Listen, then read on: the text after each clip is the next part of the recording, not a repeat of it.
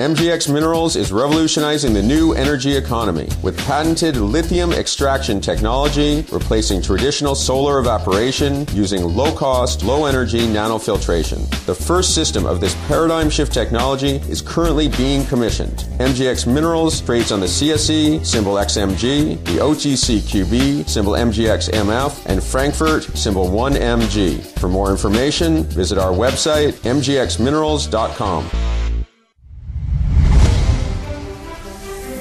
Welcome to the Goddard Report. Comments made on the Goddard Report and TalkDigitalNetwork.com are an expression of opinion only. Here is Jim Goddard. My guest is Jordan Bateman, Communications Vice President for the Independent Contractors and Business Association. His website, icba.ca. Welcome back to the show, Jordan. Thanks for having me.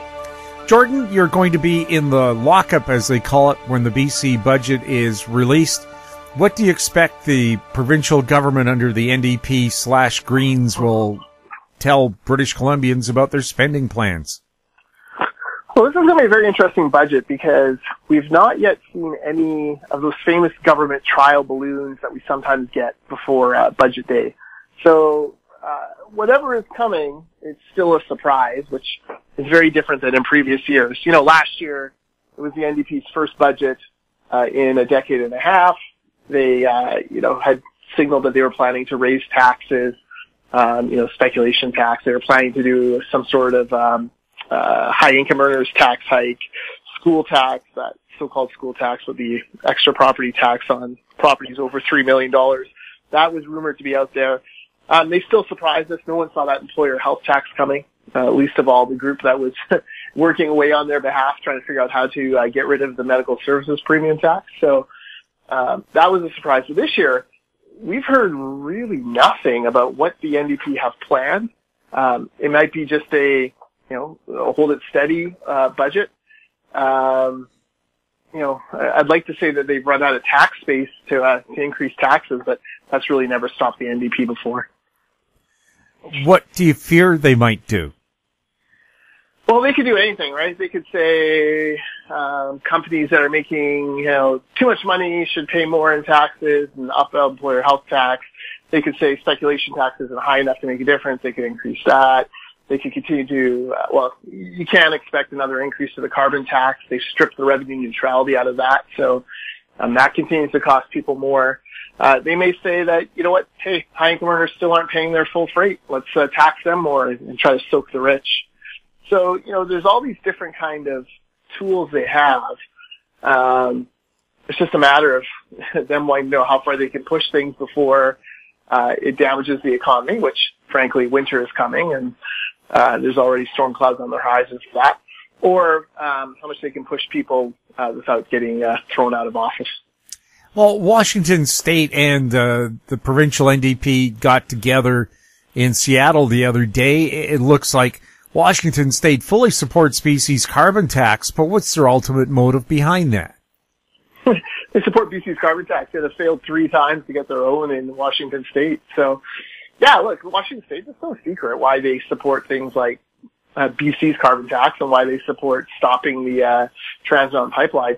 They want to do that because it's better for Washington State.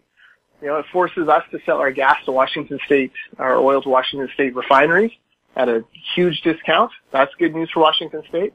The carbon tax continues to make us uncompetitive with Washington State. That's great news for their businesses.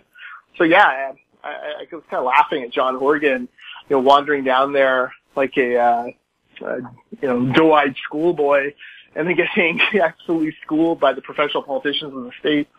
He's there, happily announcing funding for high-speed rail as if that's the most important cross-national issue we have or cross-border issue we have. And meanwhile, and then thanking the governor for being so adamant against Trans Mountain, all the while not really realizing that the only reason the governor cares is good for the economic interests of the United States.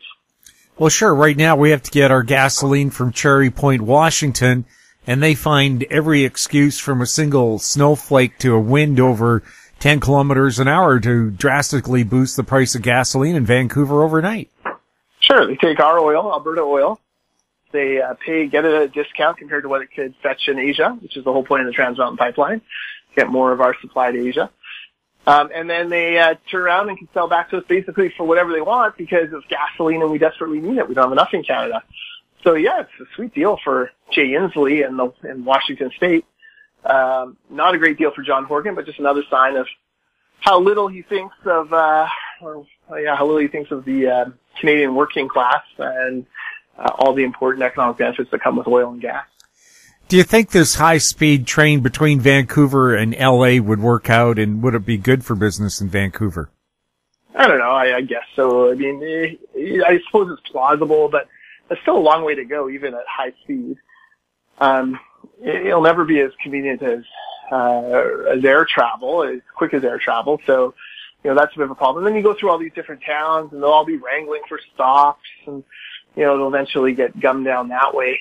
I don't know. It's a tough one. I'm just not sure, like, for business, how many people are going back and forth between LA and Vancouver that you need that kind of permanent train infrastructure in order to do. I also think that if you're in Washington or in the States, there's probably 500 routes more important to the American economic growth strategy before you get to a Vancouver terminus. So, yeah, I don't know. It's one of those things that gets floated from time to time. No one ever wants to just kill the idea outright because on paper, I guess it makes a little bit of sense, but no one's ever done a proper feasibility study to show that it would actually work, number one, and number two, that would actually boost the economic development. We'll have more with Jordan Bateman right after this.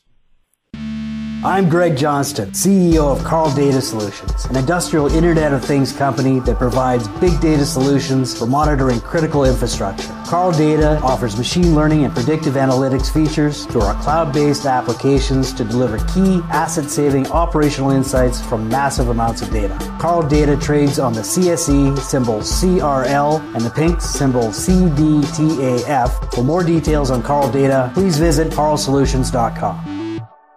Bateman Resources Limited is a gold exploration company with significant projects in British Columbia, Saskatchewan, and the Yukon. Trading on the TSX Venture Exchange, symbol ABN, and the Pink, symbol ABN-AF. Surrounded by world-class gold deposits and mines, Bateman's 23,000 hectares Forest Kerr Gold Project is located in the heart of the Golden Triangle in northwestern BC. For more information, visit us at batemanresources.com.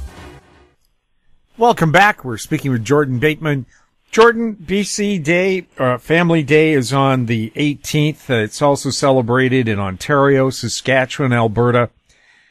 Is this good for BC business or bad for BC business to have it on the same day as the neighboring province? Well, this is going to be an interesting experiment. So when Christy Clark brought Family Day in, a number of small businesses were upset about it because another statutory holiday meant, more pay for less productivity. But, everyone's kind of over the last few years kind of begrudgingly accepted that this is the new reality. She put it the week before the Family Day in Ontario and in Alberta for a reason. She wanted to basically give winter tourism operators in BC a bonus weekend. So the theory was that they'd already seen an uptick in tourism and economic activity on the Family Day elsewhere. People coming to BC, maybe extending a trip over that weekend. And, why not have a BC Day do it the weekend before? So, Grouse Mountain, for example, gets skiers on both of those Mondays. It was an interesting theory. I have no idea if it was correct. We're going to see if there's any difference, this year when, the National Family Day and BC Family Day are the same. And I guess we'll hear from tourism operators whether or not their February numbers were up or down and how much they attribute to having that extra holiday. Certainly the NDP were skeptical of it in opposition. Lots of people were skeptical of the idea for different reasons, but guess now we're going to find out. It's one of those interesting public policy experiments. It'll be interesting to see what the economists and academic researchers come out with after. Yes, well, every time there's a statutory holiday, there's always arguments about business loses so much money, but then other businesses make a lot more money on those days because there's extra customers. Have they ever done a breakdown on, good, bad, or indifferent? Not that I've seen. I'm sure there's some somewhere. Look, it's generally, and this is really loosely speaking, generally though it's white collar jobs that get the time off. And it's blue collar jobs, or frontline workers who, end up working those days. Often part-timers getting called in so that companies don't have to pay statutory, wage rates. So, it's, every economic policy is winners or losers and losers. The question is, with this one, are there more winners, by moving Family Day back in line with the rest of the country, or will there be more losers? I guess time will tell. We'll have more with Jordan Bateman right after this. Arctic Star Exploration, operated by a team of proven mine finders, is focused on diamonds in Finland and the Northwest Territories of Canada. Work programs are underway in Finland and Canada. Arctic Star trades on the TSX Venture Exchange symbol ADD, on Frankfurt symbol 82A1, and the OTCQB symbol ASDZF. Please visit our website arcticstar.ca or call us at 604-689-1799. Don't miss out. Stay informed. Receive the HowStreet.com weekly recap with thought-provoking podcasts, radio, and articles delivered to your inbox. Sign up for the HowStreet.com weekly recap on our homepage at HowStreet.com. Welcome back. We're speaking with Jordan Bateman. Jordan, the BC speculation tax, if you own a second home or a vacation property, is this going to hit a lot of people hard and unexpectedly? Oh, absolutely. I mean, we're already reading stories of, the 80-year-old widow whose deceased husband was still on the property deed, and she hadn't taken him off in the last few months, and she gets dinged with a big spec tax increase and doesn't get the straight answers as to how to get exempt. You're hearing about other people who've been chased around and trying to find previous owners or trying to work through family situations in order to get it remedied. The spec tax definitely will hurt the economy because, it's a tax, so it sucks money out of the private sector. There's a productivity issue here where, you have 1.6 million British Columbians who are innocent of this tax, all having to sit down, read up on it, fill out the paperwork for it, give the government private information and in order to get exempt from it. So, even if it's only a few minutes each, that's still a lot of minutes being spent to do more paperwork for government. What about families that have two homes for business reasons, people like traveling nurses or salespeople who have a couple of homes because they do business in two different communities? Yeah, well, they have to see if they meet the different residency requirements or if they have some sort of way out of that. I was thinking about MLAs. A number of them own second properties in Victoria. Contribution towards which is made by taxpayers in the form of a housing allowance. Are they in Victoria enough to stave off spec tax? There's that Anmore Mare, Anmore rural community on the Burrard Inlet here in Lower Mainland. Tiny community. They think as many as half the properties they end up having to pay spec tax, including, unbelievably, cabins on beautiful Burrard Inlet where the cabin's worth $20,000, the land's worth, a few million. But they have no running water, no sewer. They have to make their own power through solar panels. They have no insulation. It's not exactly the kind of place you can just rent out to someone in order to avoid the spec tax. So there's been lots of stories in the papers about Anmore residents having put their property up for sale, which, the super rich who can afford to have those secondary properties and don't care about, spec taxes. If you're a billionaire, what's a few $1,000 more? Now they have the option to buy those up. Right. And of course, that $20,000 cabin is probably an important getaway for you because you can't afford anything else. Well, exactly. And, most of them, I was reading this one story and, family had been willed to them by their grandparents. They got in there like 60, 70 years ago. And, the MLA, the NDP MLA for the area is blunt, like, no, you should rent this out. Well, there's no insulation. Who's going to rent this in November? Think of the weather outside today where as we do this, there's, 30 centimeters of snow on the ground here in Langley, another 10 to 15 on the way. Who on earth wants to be in remote Anmore with no insulation, no water, no sewer, and relying on solar panels for power? It's crazy. It's absolutely crazy, but it's the kind of blunt force taxation trauma that the John Horgan government is putting on a lot of homeowners. Were you nervous when Carol James was named the finance minister of BC? Was I nervous? I was not as nervous as if it had been one of the real rabid ideologues in cabinet. You know, Adrian Dix is a smart guy, but he's definitely an ideologue.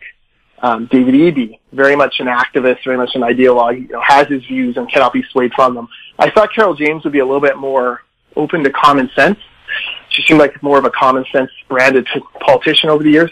Heck, you know, she led the Axe the Tax campaign against the carbon tax in the 2009 election. Unfortunately, she's clearly not in control of the government's agenda. You know, there's been a number of taxes that have been come in and have been implemented very poorly, like spec tax, like employer health tax, like the carbon tax neutrality be disappearing. She's been told to raise taxes and raise spending, and she seems to be gleefully doing both. So I would mark her down as a bit of a disappointment for me, simply because I thought she had more common sense about, you know, what was necessary to create conditions to make sure that BC continues to prosper.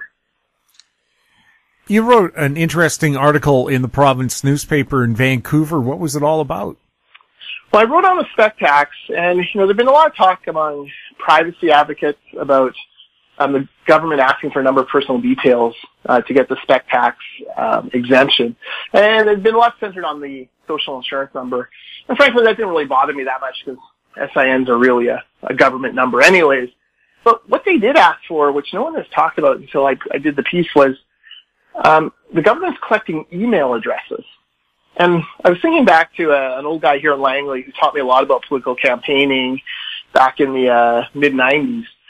And he told me that always remember the rule of thumb that, you know, renters vote NDP, but SoCreds, they vote, renters vote NDP, but homeowners vote SoCred.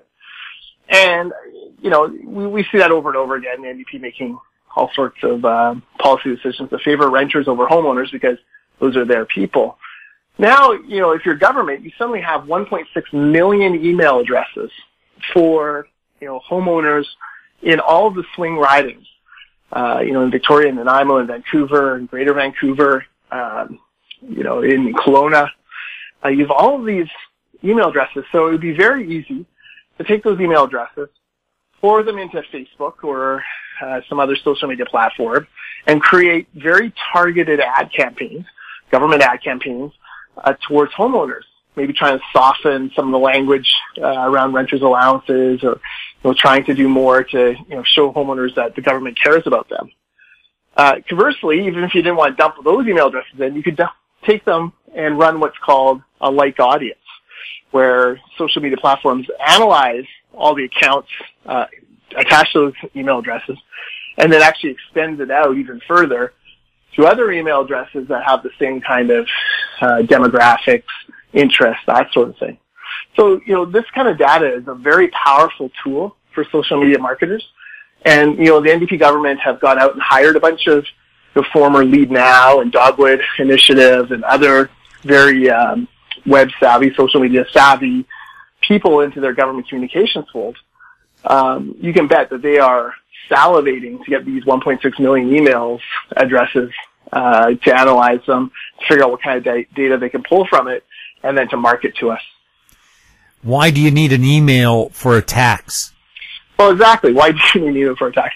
You know, this thing should be as simple as the homeowner's grant. In fact, it should be cross-referenced with the homeowner's grant, because if you are eligible for the homeowner's grant, you don't have to pay spec tax. So that should be like the first thing is, you know, any British Columbian who's filed for a homeowner's grant should automatically be scrubbed from the list. But instead, they went out. They sent out 1.6 million letters to try to catch, by their own admission, 20,000 scofflaws, 20,000 speculators. Well, first of all, they're not speculators. They're British Columbia's only second home. But, you know, that's a huge fail percentage. You would never do that in business to try to catch such a narrow field. So they must be doing it for another reason. My submission to you, Jim, is that they're doing it for email addresses because that's more valuable for them down the road than any money that was generated by this tax. Is this another government intrusion into your private life? It could be. It will be soon. You know, and I'm a little disappointed in a guy like Adrian Dix.